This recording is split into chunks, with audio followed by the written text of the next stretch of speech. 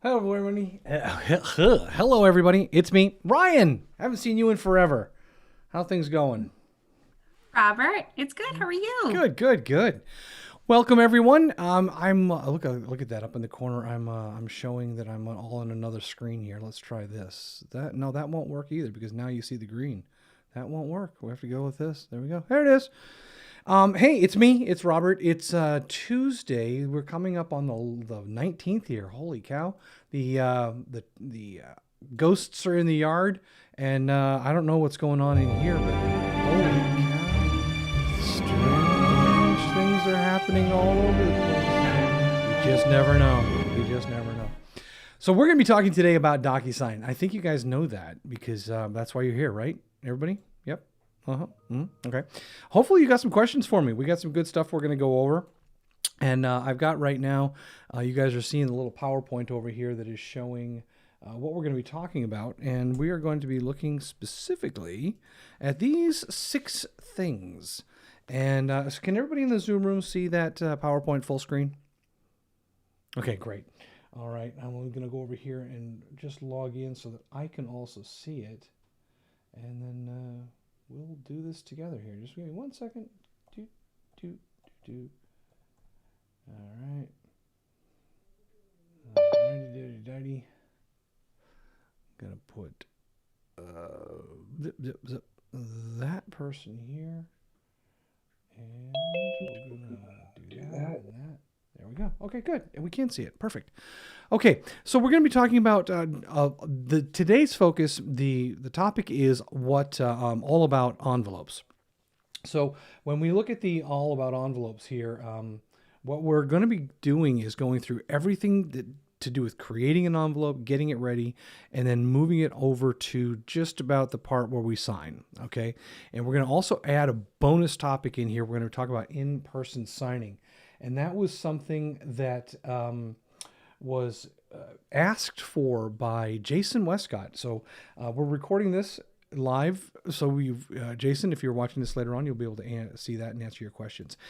Just out of curiosity, how many people are using DocuSign now full time or have not used .loop and are just strictly using DocuSign? Okay, good. Alexander, you're not putting your hands up. You use .loop? So I literally got my real estate license approved on Friday.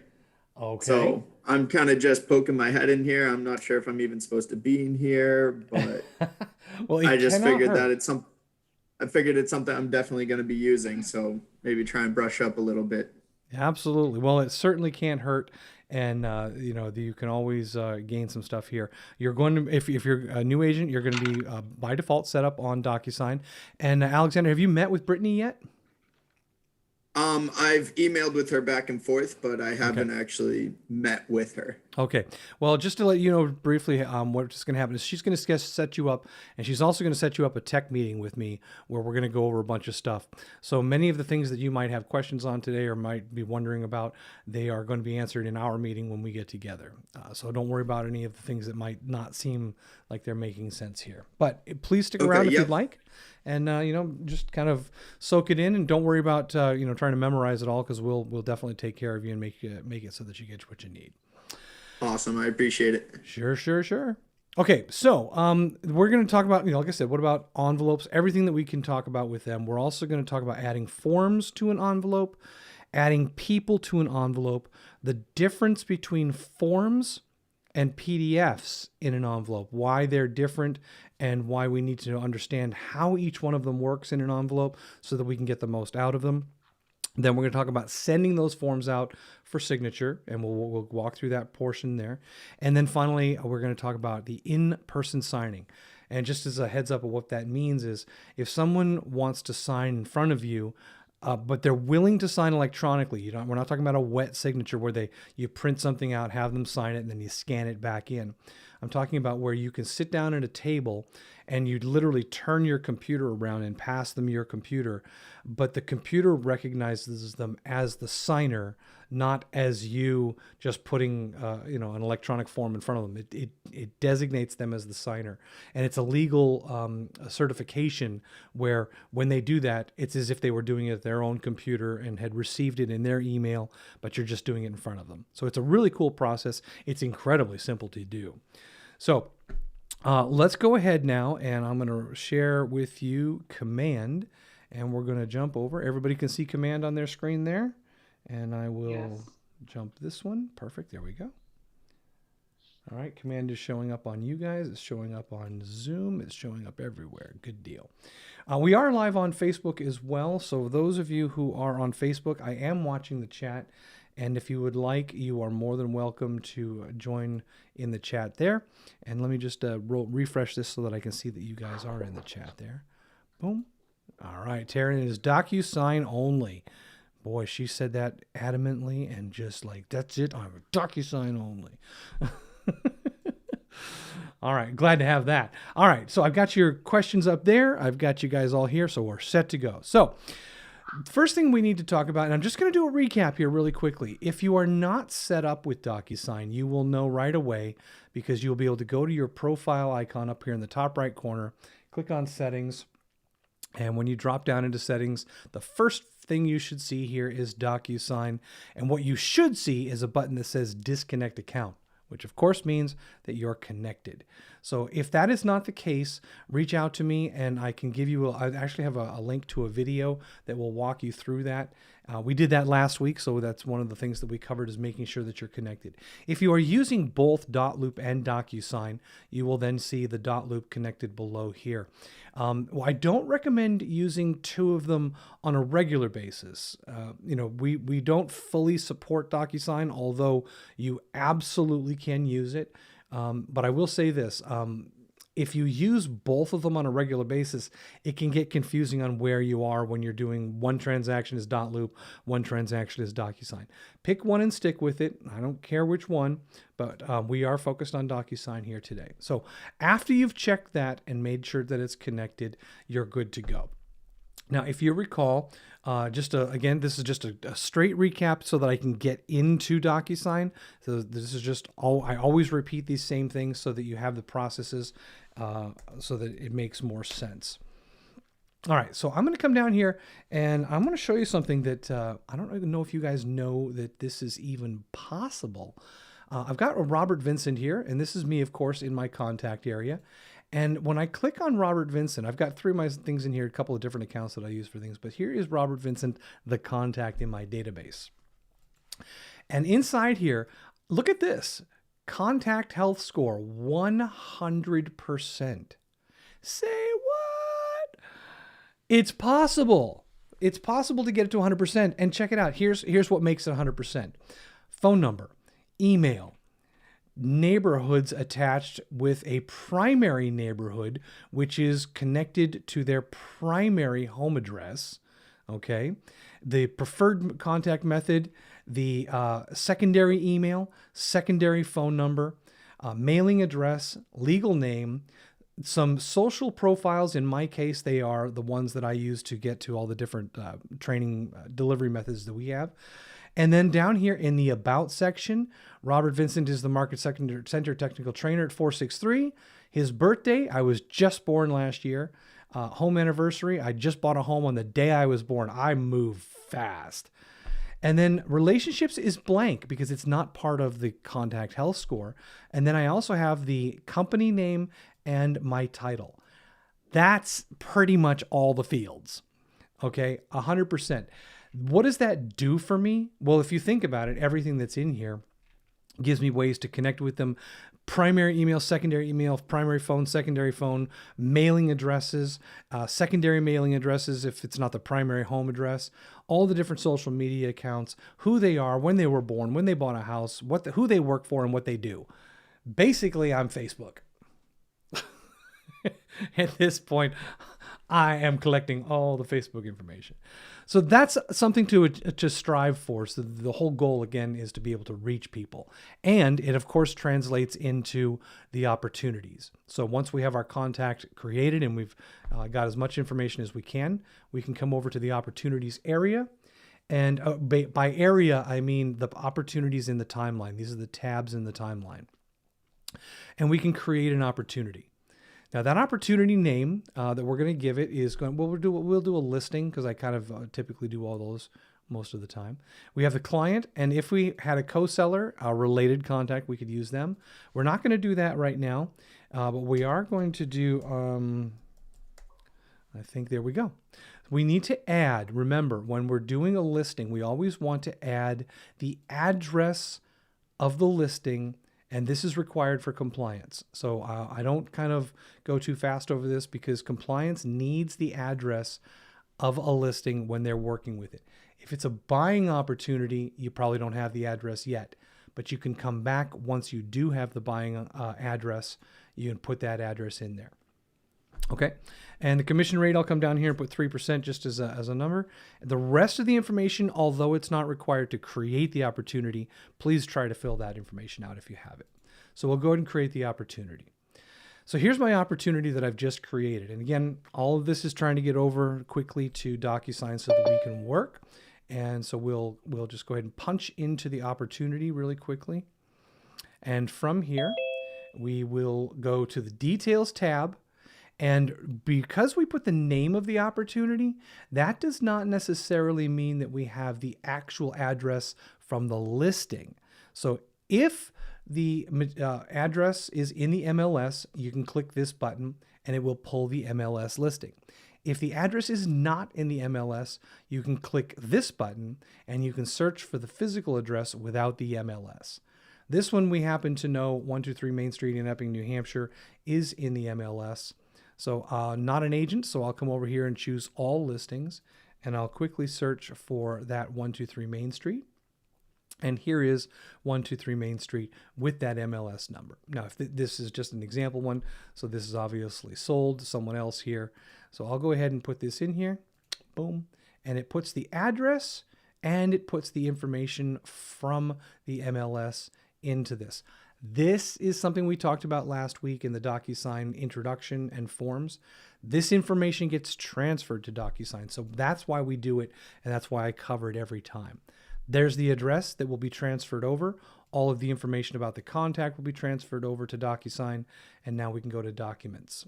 We'll pull very quickly a checklist. We have a New Hampshire property, so I chose a New Hampshire document checklist. That's the documents that we're going to need. We're going to start our transaction. Now, right now, we haven't got a way to attach files except for manually, but as soon as we start a transaction and select our DocuSign, we will have a login request for DocuSign here. It pops up in a separate tab across the top, and it puts me in, and it directly drops me into the room where I'm going to be doing the work, okay? So here is my documents area. And in the Details tab of this room, all of the information came across. There is the name of the opportunity, created by KW, not by Robert Vincent. That means it was created in Command, and it's in the proper account, and it is connected or linked to Command. This room and this opportunity are now linked together, and that's an important part for compliance. We have down here a little bit further, we can see the address. We see Epping here. We see the postal code. We also see the year built, which is pulling from the MLS. The seller 1 is me. There is no seller 2. And I am also the agent on this one, which is going to be a little weird when we get into it. So what I'm going to do really quickly is show you that you can edit this information. And I'm going to put in the seller name, seller, so that when I'm showing you a little bit further down the line, how we use pre-tagged roles. We have designated Robert Vincent Seller as the role of Seller 1. And so I'll start introducing this to you now so that it makes sense later. Because we have done this, and because we brought it across from Command, that role of Seller 1 on any document, if we say that Seller 1 on this document is Robert Vincent Seller, it will automatically populate the right places for Robert Vincent Seller to sign. The same thing will apply for if we had a Seller 2, listing agent 1 in this case, Robert Vincent is the listing agent. Any place that I need to sign because I've designated myself as the role of listing agent 1, it will automatically match up. And this will be very important when we talk about doing property disclosures, because it's a big form with a lot of check boxes. And if you do this right, seller 1, the role filled by Robert Vincent, the person, it will automatically know who needs to put all the check boxes and where, and it'll do it for you. Okay. All right. So now that we've done that, last week we covered this in the documents area, adding forms. We went through all the stuff on this page, but I'm just going to briefly remind you that to add forms to this room, you come up here and click Add on the right-hand side, and you select DocuSign Forms.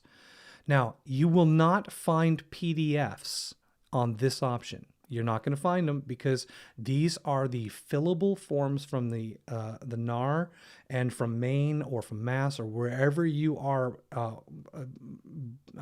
with your real estate. What am I looking for?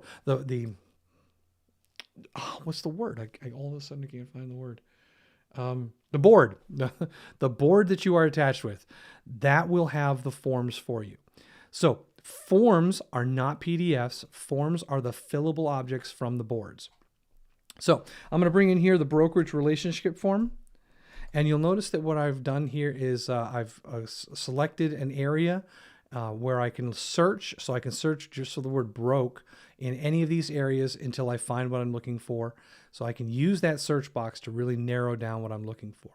So the brokerage relationship form, disclosure form buyer, and the one for the seller, that's what I need. And you see I have one form selected up here. I'm also going to bring in the disclosures.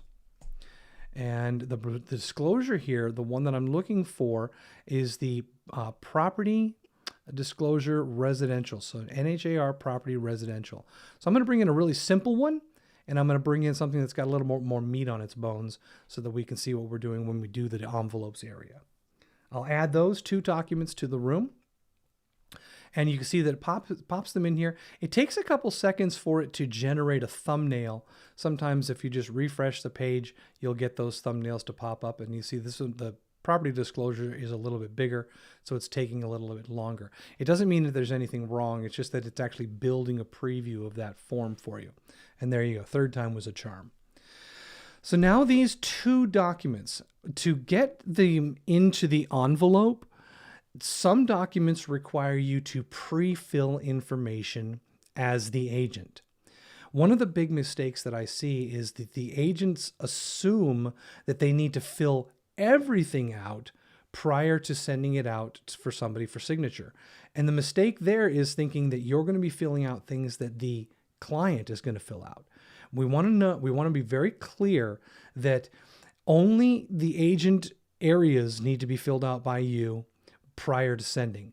The send process using the pre-tagged roles will automatically load up all of the areas for the consumer to sign. And so you won't have to do that. So save yourself some time. This particular one, this is the brokerage relationship form. There's not much going on here. And you'll see that when you view the form, just by clicking on the form in the documents area, you'll see the form itself, and you'll see down at the bottom, there is a pre-fill here. Robert Vincent seller has been pre-filled. Also, Robert Vincent, the agent, has been pre-filled, and the Coastal Lakes and Mountains Realty field has been also filled for me here. Okay. Down a little bit further here at the bottom of the 2nd page, you're going to see the address of the property. This is information that we actually generated back in Command. So it's all set to go. Are there any questions on what you're seeing right here, just on this very simple form? Does anybody have any questions on the why we're seeing the information here, where it came from, or how it's kind of there? Any questions at all? Good? Okay, good.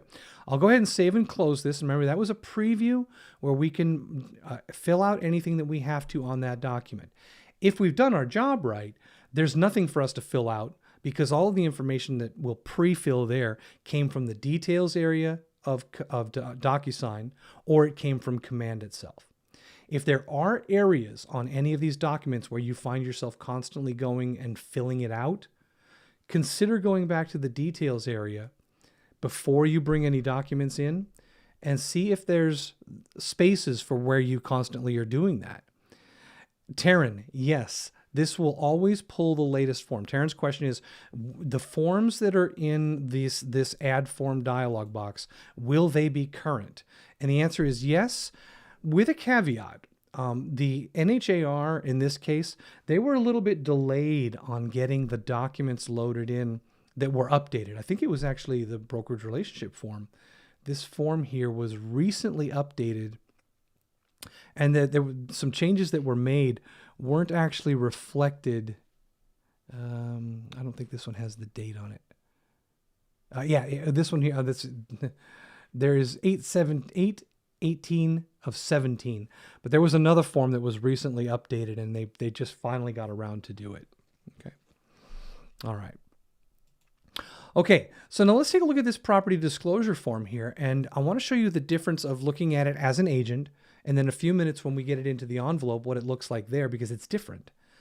So you can see as it was populating, you saw that brief moment where you only saw a couple of fields light up on the screen, and then the document itself loaded up. This is, again, where agents get a little bit confused. They see what they can touch here, and they think, okay, that's great. Let me edit that and clean it up, which you shouldn't have to do if it came from command all the way through. But if you're cleaning it up, fine.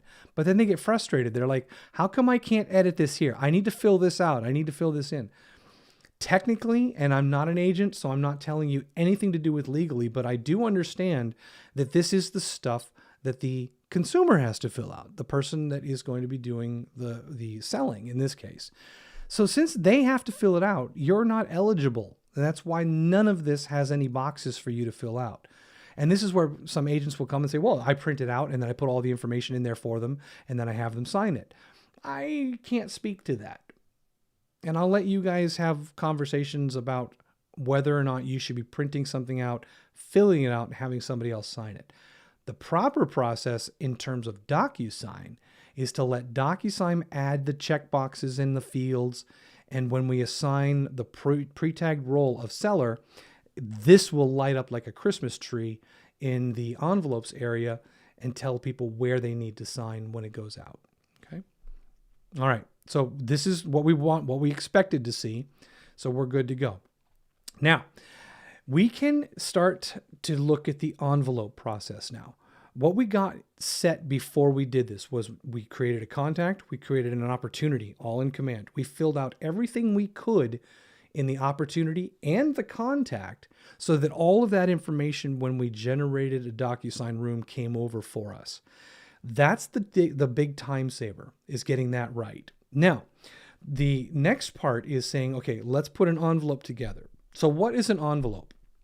And I want you to think about some old TV movies and stuff that we've seen for years and years. Is in old movies, you would see an office building where somebody would come down an aisleway of a bunch of office desks and have a cart. It was the mail cart. And people would drop manila envelopes onto the mail cart and it would go down to the mail room and get distributed. The envelope kind of the analogy here is the exact same thing. We're going to take these documents, we're going to put them in an envelope, and we're going to address that envelope to the people that need to sign it. And that envelope is going to go out through DocuSign and go directly to them. The envelope will open, they will sign it, it will automatically close the envelope and bring it back and deliver us that manila envelope. That's exactly what's happening. We can put one document or 20 documents in there.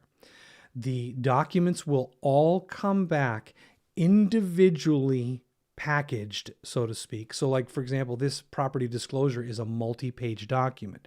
It will not come back as a single PDF where all these things are merged together in one document.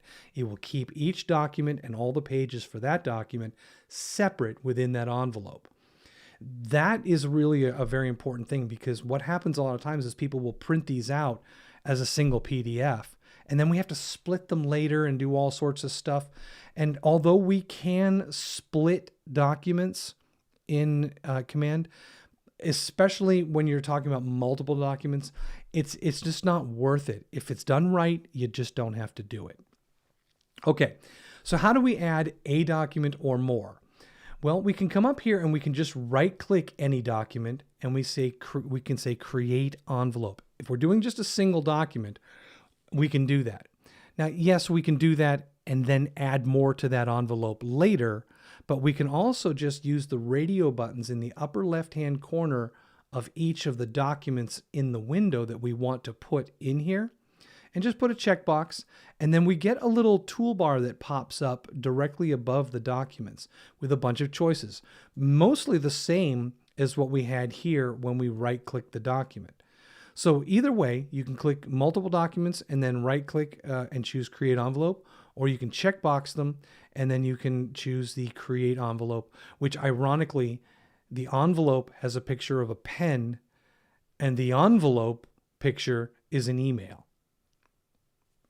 Hey, I don't make this up, okay? I don't do this stuff. That's them.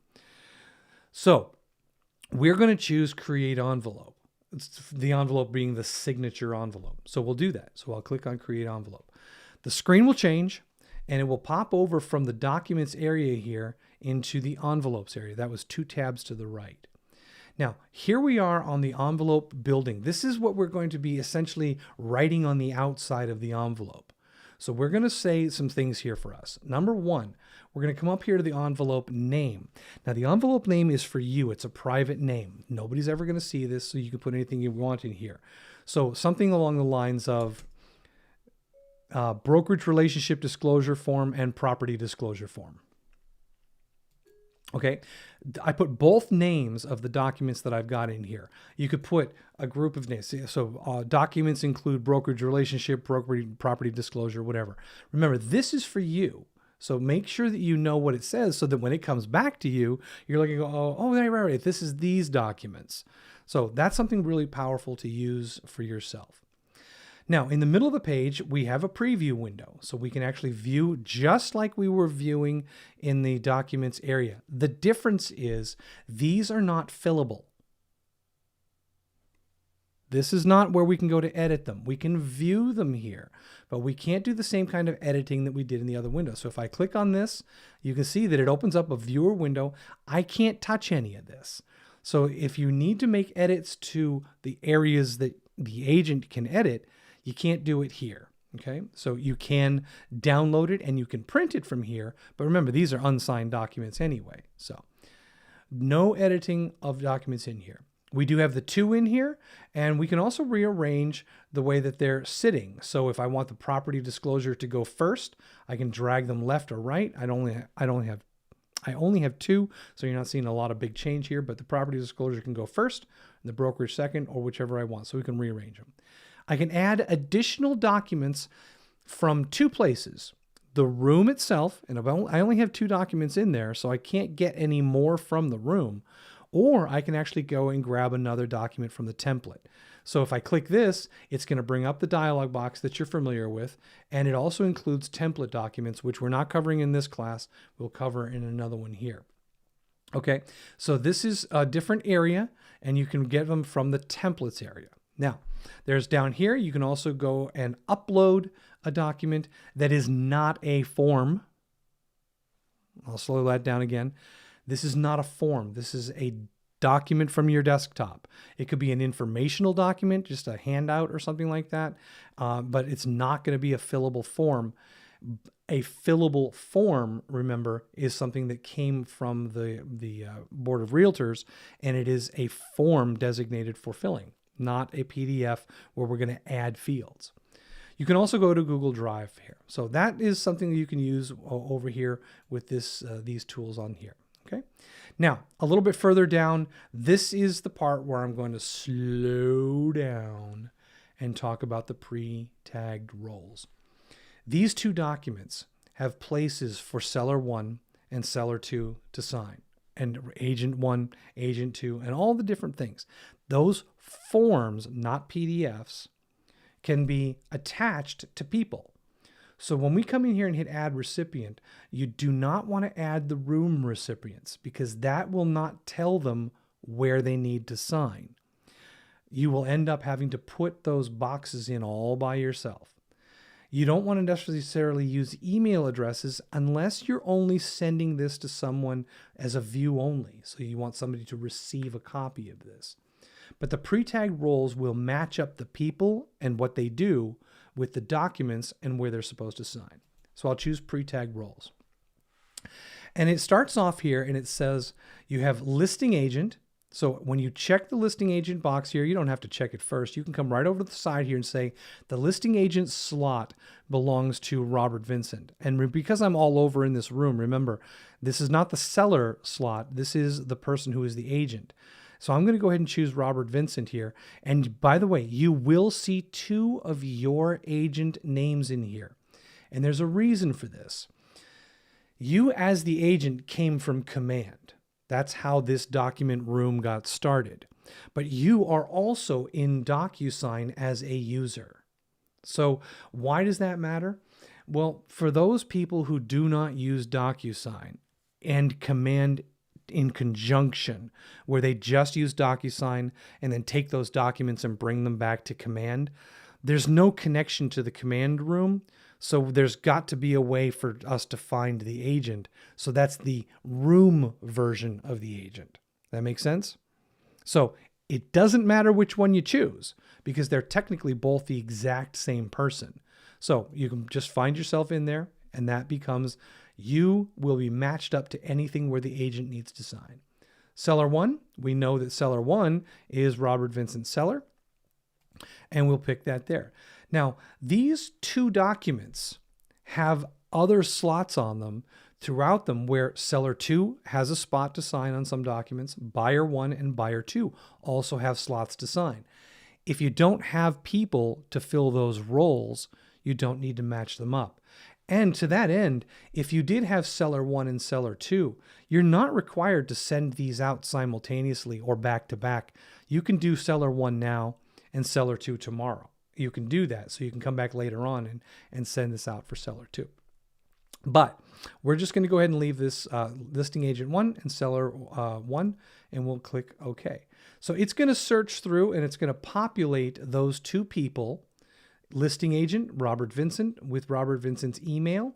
And so what I'm going to do here is I'm actually going to change the email for Robert Vincent, the seller.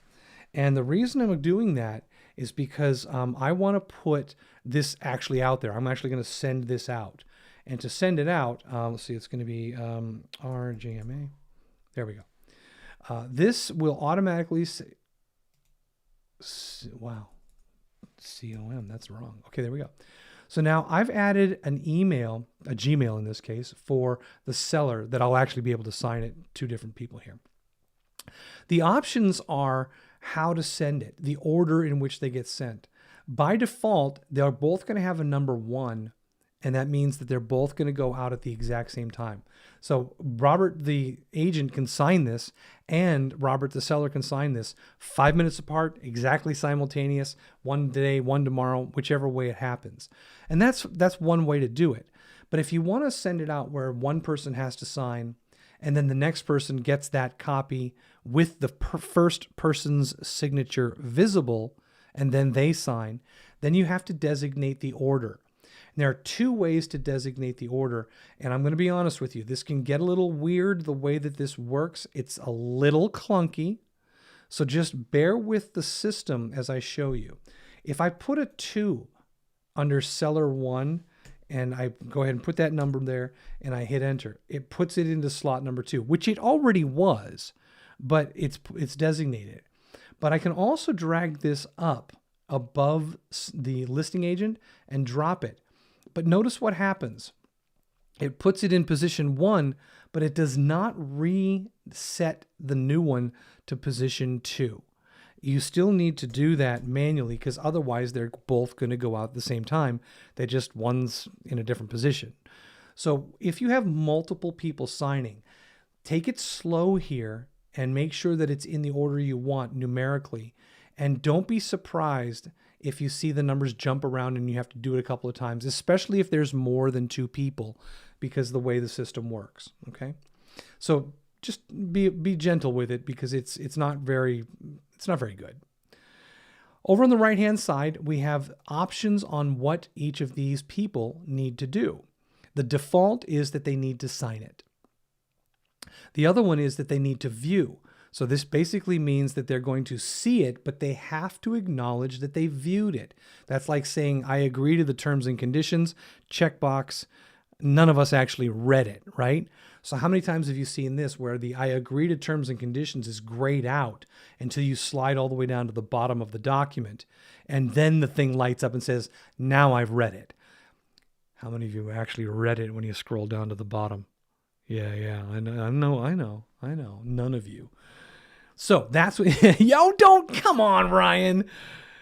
Everything. No. I read everything through. Yes, I do. Okay, I defy you to prove that to me by reading the iTunes agreement, because scholars have determined that it takes 16.3 years to read the terms and conditions for iTunes. I've never used iTunes. Well, okay. I can't argue with that. I think the iTunes agreement has actually been like certified as the most like confusing article of like paperwork ever. I completely believe that. I completely believe that. Wait, how long did you say it takes to read it? 16 years. I'm kidding. Oh God, I thought you were like, you have to read facts. Okay. Yes, it takes 16 years. But it's notoriously, it's like that and CVS receipts. Yeah. I don't read CVS receipts, but I don't. Nobody has that kind of time. All right. So after the needs to sign, needs to view, we have receive a copy. There's no acknowledgement. It just goes to their email, which means we don't necessarily know if they opened it. So that's the difference. Needs to view, they got to open it and look at it. Receives a copy, they just get a copy. Specify a recipient. This is kind of one of those things where you can send it to a particular address, and then that person can forward it on to someone else. So the reason might be that you need to send it to a broker, and they send it to somebody else.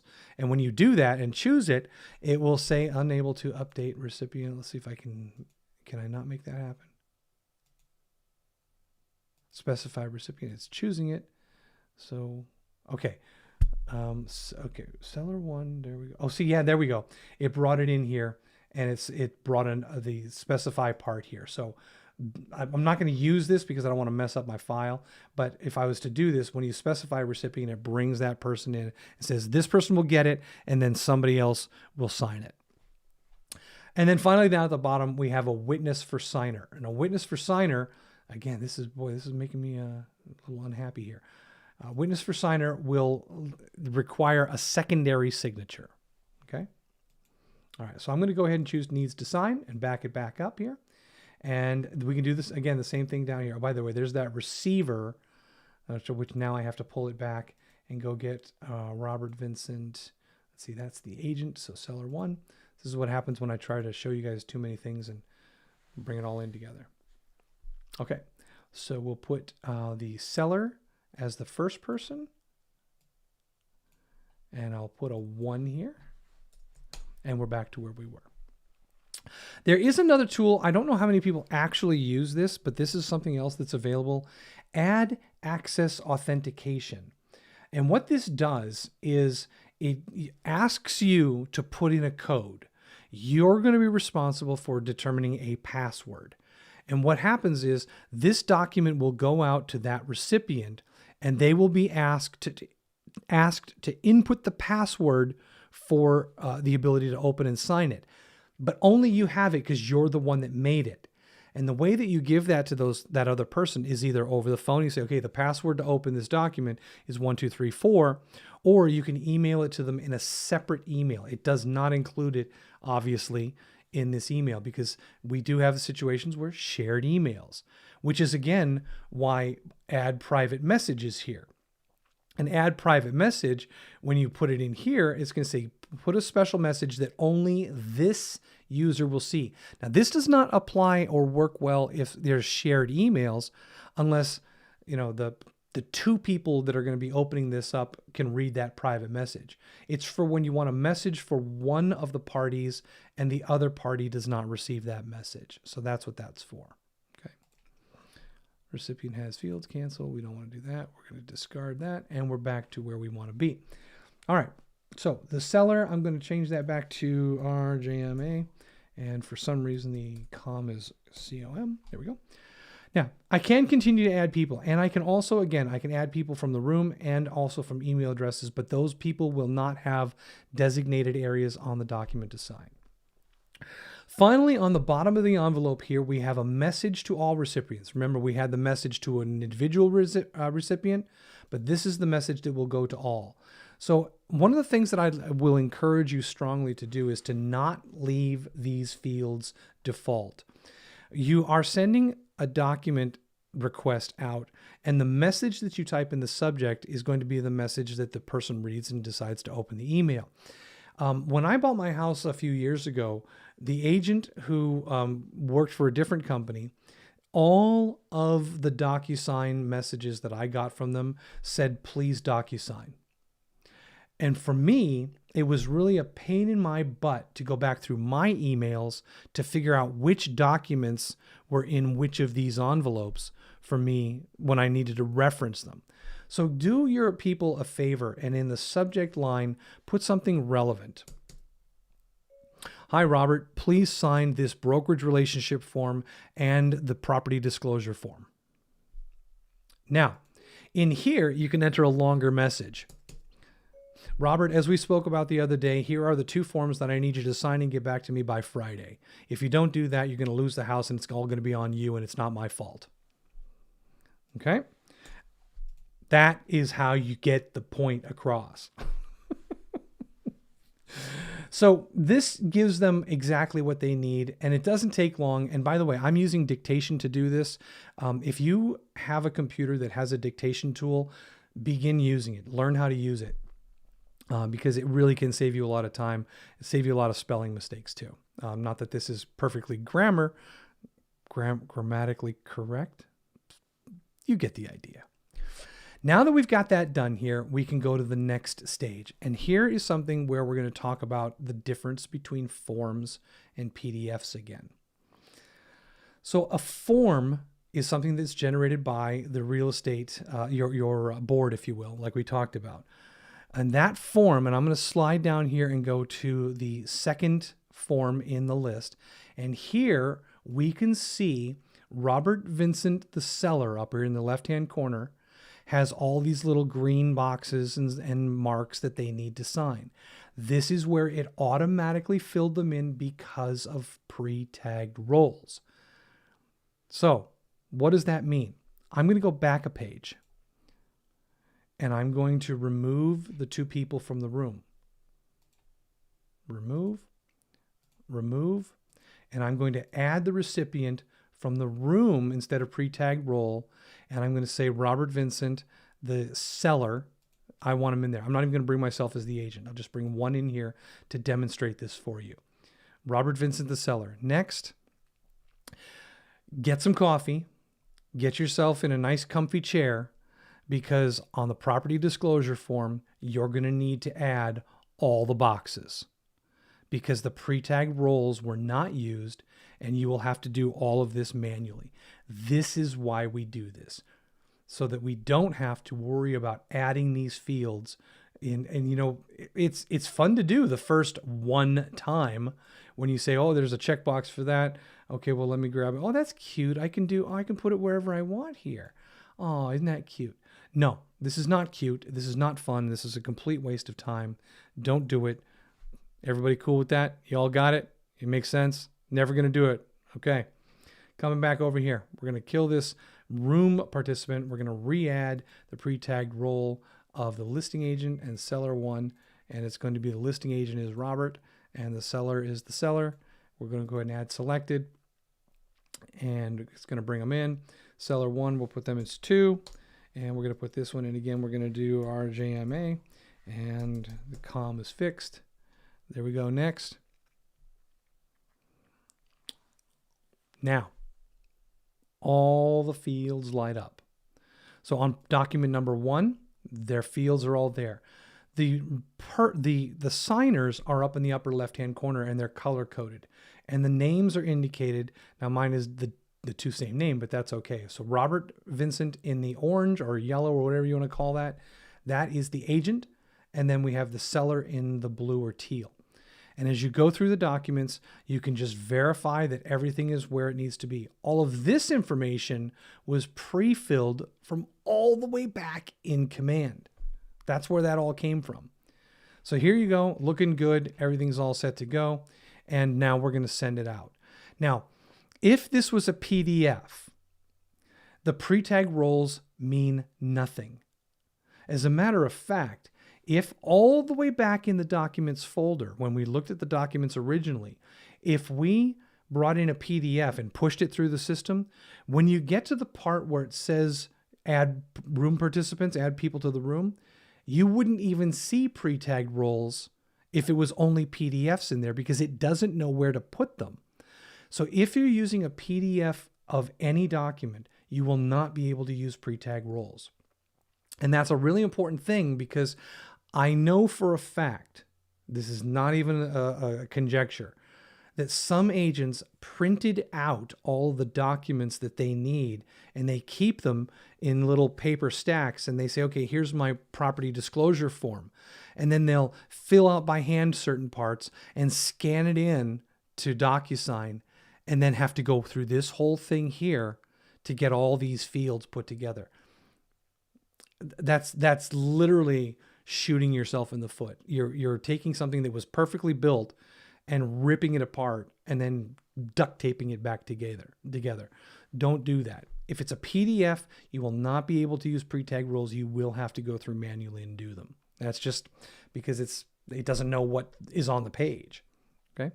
So I'm going to go ahead and click send here, and I'm going to send it out. Now remember, it's sending to 2 people, and the 2 people it's sending to, and I'm going to go ahead and open up my little client account here, which you can now see on the screen. And can you see that in, nope, you can't see that there. Okay, so let me share this screen with you guys in the Zoom room so that you can see it.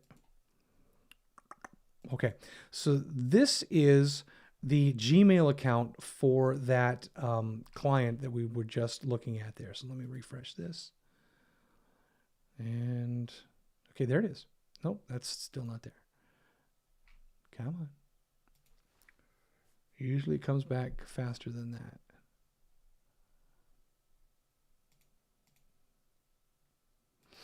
Did I put a wrong address in there? This is jmayclient@gmail.com. Let me just double check and make sure I got the right one.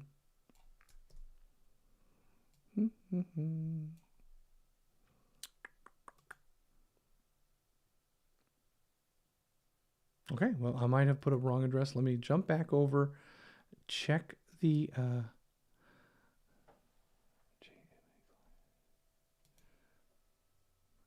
it looks like it's right.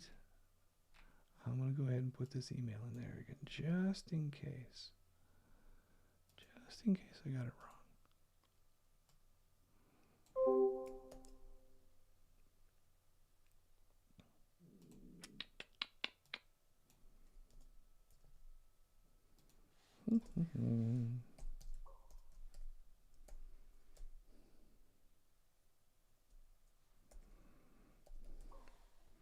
JMA, that's the right one.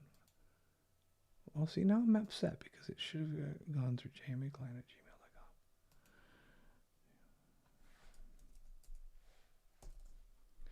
All right, I'll send it again.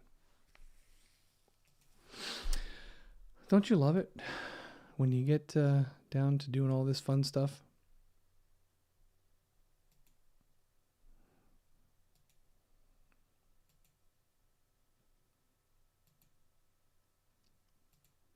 Oh, I wonder if it went into spam. Wouldn't that be hilarious? All right, fine. I'll skip the signature process because we do have knowledge of that, and I will come back over here, and instead we will look at this one here. So that's good. That's good. That's good. Okay. There we go. All right. No, I'll continue correcting, and that's already been sent, so we're good to go. Okay, send it one more time. There we go. All right, so now once the document comes back signed, it's going to automatically take us back to the envelopes section. So forget the fact that I wasn't able to, for some reason, that email wasn't working. It will come back in here, and it will show it in draft mode. Now, by default, the view that you see is this kind of this thumbnail icon. And because we are signing it as the agent, we actually see a needs my signature option here, in addition to it being in the yellow draft. And there's that whole manila folder looking thing here. The cool thing about using envelopes in this way is when you are the signer on one of these documents, after you send it out to both yourself and anybody else that needs to sign it, it's going to automatically pop you back into the envelopes area once the document has left the system. And it's going to put a needs my signature in a blue stripe here. So when you come back here, either the same moment or a day later, you'll see the needs my signature option. When you click on the envelope, you'll see that the two recipients are listed here. And the option to sign is directly inside here. So you can just click this and it will open up your version of this document to sign, which I'm going to go ahead and sign. And this is, of course, exactly what you would see if you left the program, went to your email, and then clicked on the email link and it brought you back here. There's nothing different here. So here's where we can sign. This is an optional field. And so you just keep on moving through. There's that signature. And then on the second page here, look at this. None of the client signature fields are available for you because you don't have to touch those. So you just go down through here and make sure. And it looks like that entire property disclosure area there's just nothing for you. So when you go ahead and click finish, it will log the one signature that you had. And it was in this case on the property or the brokerage relationship disclosure. And when it comes back, it's going to say now waiting for others. And that waiting for others is clearly going to be, in this case, it's going to be delayed because for some reason that email didn't go out. But you can come back in here and you can say, okay, yes, there it is. That's correct. And maybe they did exactly what I just did, where they say, no, I'm sorry, you must have sent it to the wrong email because that email I never received anything at. You can use the correct button, excuse me, to correct the email address. You cannot edit the content of the document by using the correct. And the reason is because in this case, we have someone who is already signed. The correct options lock out the document with the exception of this, the email, the correction there. That's all you can change. You can also view the documents, copy them, void them, or view the envelope history to see how many times it's been sent and what's been done to it. So you can correct. Yes? Let me ask you a question.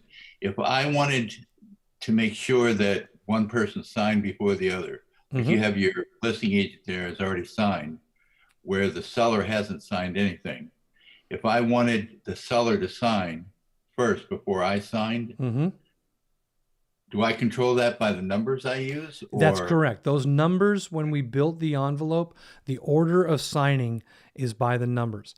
If they all have the number 1, there's no order. It's just a list of, they're all going to get it at the same time. But if you use the numbers, you can designate who signs and when. And when it comes back, if you don't designate an order, when it comes back, it just amalgamates all of it, collects all of it, and puts it all together so all the signatures are there on one document. And think of it this way. If you had 3 signatures required and there was no particular order, it would go out simultaneously to all of them. But that document would be frozen. You wouldn't be able to do anything to it until all 3 signatures came back, because it's not going to show you one signature, or, you know, it's going to sit there and go, this document is not ready. This document is not completed. So there's 2 people that need to sign. You can look at this screen and you can see who has signed and who has not. But you can't go into So in this case, it wouldn't even go out to seller one until after you signed it. In Where you this have it. case here, the way I set it up, did I set up a 1 and 2? Yes. That's why you didn't get the email. That's why I didn't get the email. Yeah. Look at you. Look at that is, thank you. And wow, I can't believe I missed that, but that is exactly what's happening. And check it out. See, you should have said something 10 seconds ago. You already figured that out, didn't you? There it is. Here is the signature. There's nothing wrong with the email. It was me putting the position wrong. You're absolutely correct. So here is the DocuSign for this one. Look at you. Kicking my butt, taking names. So here is that part. Now, I'm going to tell you right now, I'm not going to go through this thing and sign all the spots and fill all this out. I'm just not going to do it. I could do a couple of them, fill some stuff out here. So just to show you that you can click on these things, the check boxes and all that. I can initial where it's required. I'll go down here, maybe put a couple more check boxes and initial it. And maybe some text in here, blah, blah, blah. Doom, doom, finish, and it goes back. So now this will close this thing out. And while it's doing that, let me ask you a question. If you didn't initial something that you should have, will it let you get out of it? If I didn't initial something that I should So have, I'm thinking no. you're the seller and you initialed 5 out of the 6.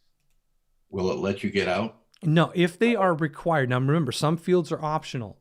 So on that document, the NHAR has determined what's optional and what is not. So in that case, for that particular document, if there are optionals, then they can opt out. And you saw that I was able to not fill out some of the field areas. But in terms of the signature areas, those were required. Okay. And it'll keep you there until you initial or sign it. Correct. Okay, so now now my document is done. And again, was my bad. I completely forgot that I did put them in order. So that's why I needed to sign first before seller 1 was able to sign. Seller 1 signed. We see the signature here, and I can go ahead and close this, and it says completed now. Now, just like in that old office reference where I said that the cart comes by, when the cart comes back, you don't even have to open this envelope because the envelope has already been emptied into the documents area when it says completed. You could open this, but really all you need to do is go back to the documents area. Now, we had 2 documents when we started. We had a brokerage relationship form and we had a property disclosure form. We now have a signed property disclosure indicated by the green and a signed brokerage relationship indicated by the green here. And we have a certification. I'm going to start with the certification. This is DocuSign's automatic certification process where it's going to show you who handled it and when with an official timestamp. This is a 5-page document going through all of the legal things that are involved with this. Statements, getting paper copies, all this.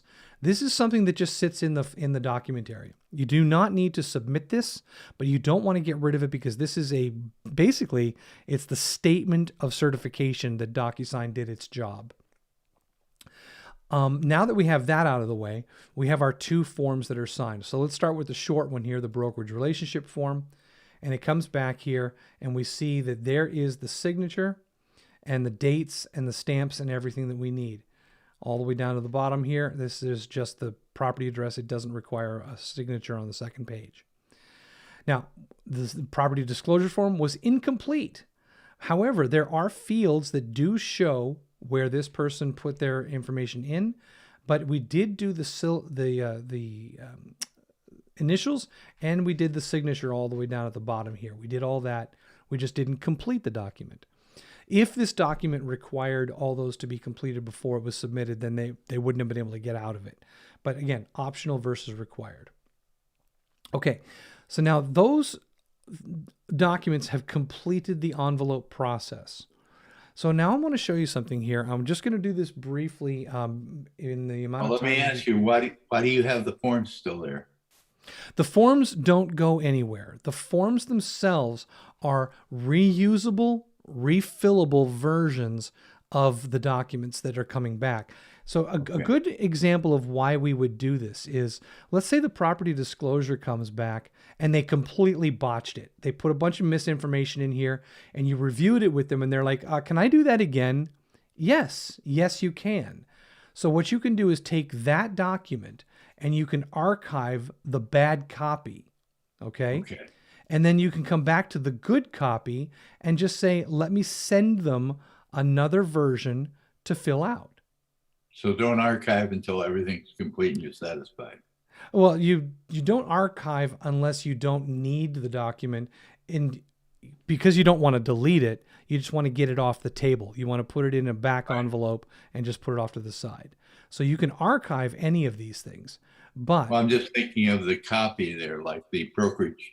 Once the brokerage disclosure is signed, you can get rid of that, right? No. Only get rid of documents if you don't want them to be referenced.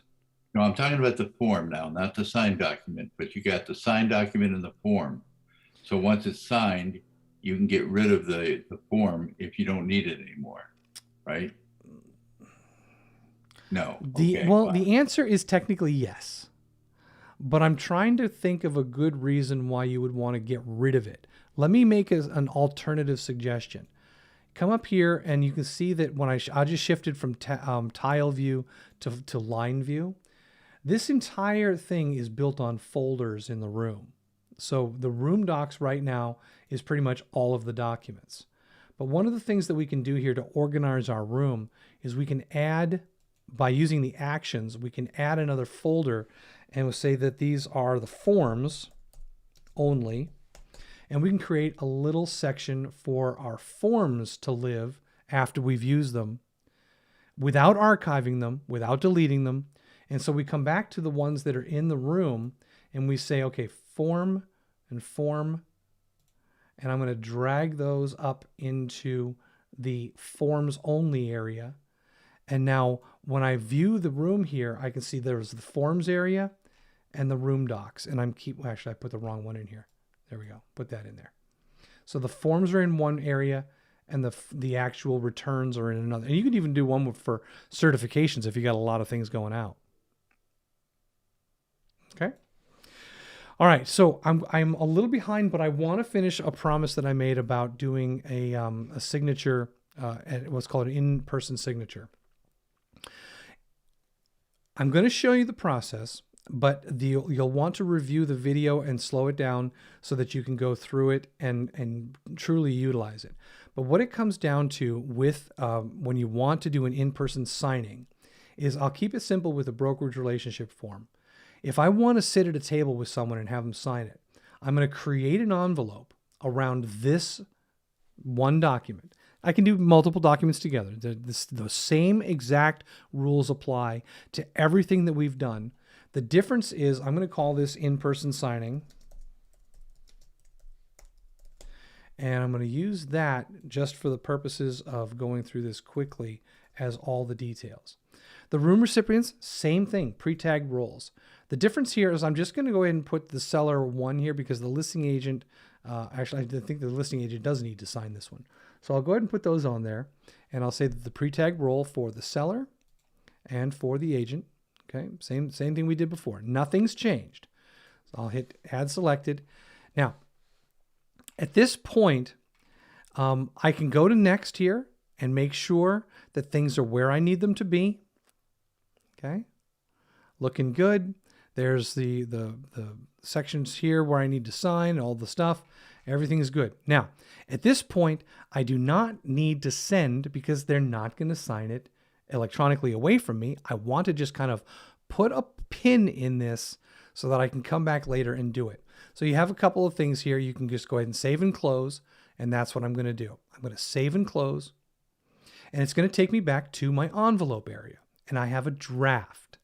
Okay, here's where things get different, and you may not be familiar with one of these tools. So again, watching the video in replay, and if you need to do this, you will want to talk with me before you do it live, because even watching this a couple times, you may go, what the hell was he just doing? So here's what we're going to do. Draft mode, okay? I'm going to come up here to my profile icon. I'm going to leave DocuSign Rooms, and I'm going to switch to e-signature. E-signature is the program that's like the companion to DocuSign Rooms. The e-signature is not real estate centric. It's used for real estate in many cases, but it is something where you can use it to sign any documents, and there's no forms in there. And that's why we had to build the form in Rooms before we could do this. So now we go to our e-signature front page, and we're going to click on Manage. And in Manage, all we need to do is go to the drafts, because this is the same account. This is our account.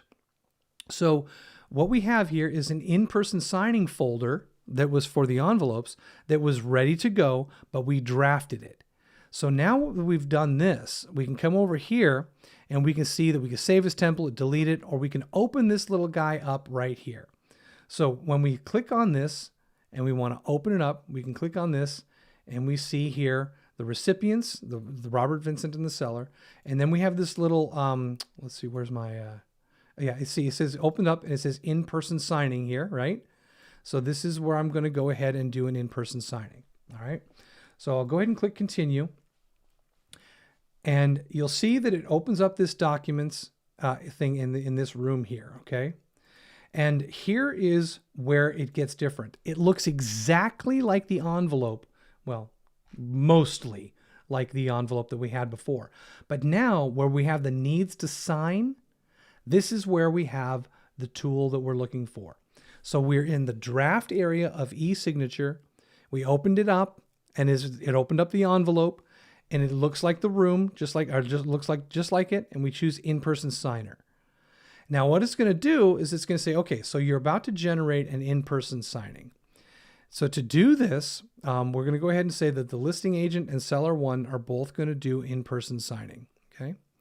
When we click on that and select those tools there, all we have to do is go ahead and click next. I skipped I forgot to look down below at the bottom. After I put myself as the agent and doing in-person signer, actually I can do this one without doing the in-person signer. There we go. Host name, seller one. The host name is Robert, the agent. So Robert Vincent. So that this system, and I'll put agent here so you can see it as we go through. And the host email, there we go. So what's going to happen is, as an in-person signer, the host is going to pass this computer to this seller, and then that person is going to sign it. So I'll put agent again in here so I can have that. There we go. So I click on next, and it says, okay, send like normal.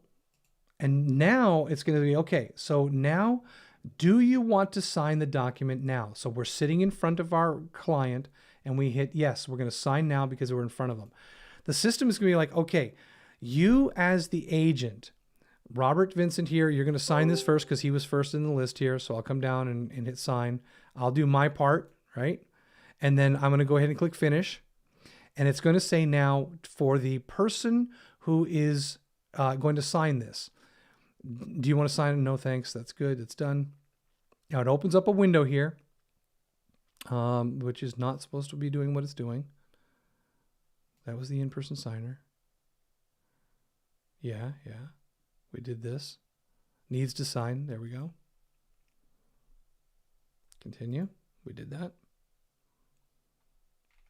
Okay. Oh, I put it in the wrong slot. This is the person who's signing. So host is Robert. My bad. And the email, there we go. Same thing. Send this to the person who's sitting across the table from me. Sign it now. And here's where it tells you as the agent, pass this machine to the signer. Ask the signer to enter the required authentication, help the signer, and then they complete the process, and then take control of the computer again, and then go into your DocuSign to view it. Okay, and I'll hit start. It says, are you the one passing the control? Yes. Here is now the part for where Jackie needs to sign this. Okay, or no, the other person. So start, and there is the customer signature, signed in, done, and finish.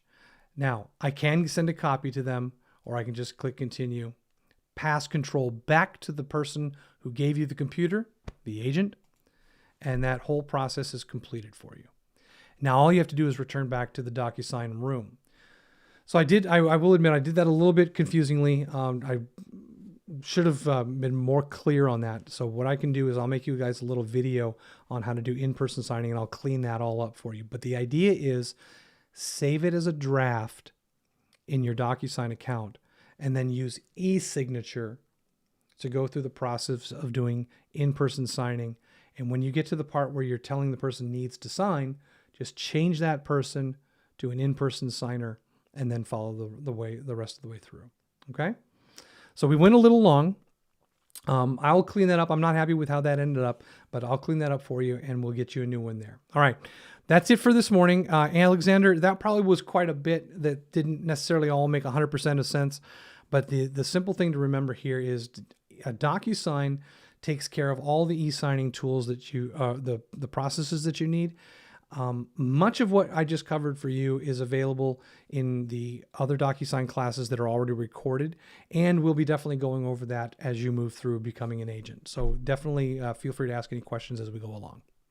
Yeah, absolutely. I'm a super visual learner, and even just picking up on where things are located on the page and stuff like that, it really helps me out. So, Excellent. So sitting here during this session, I think next time I come back to it, I should be able to pick things up a little faster. Okay. All right. Well, that'll be it for today, you guys. Thanks for joining us. And at 1 o'clock, we got the DocuSign, or the Command 101 class.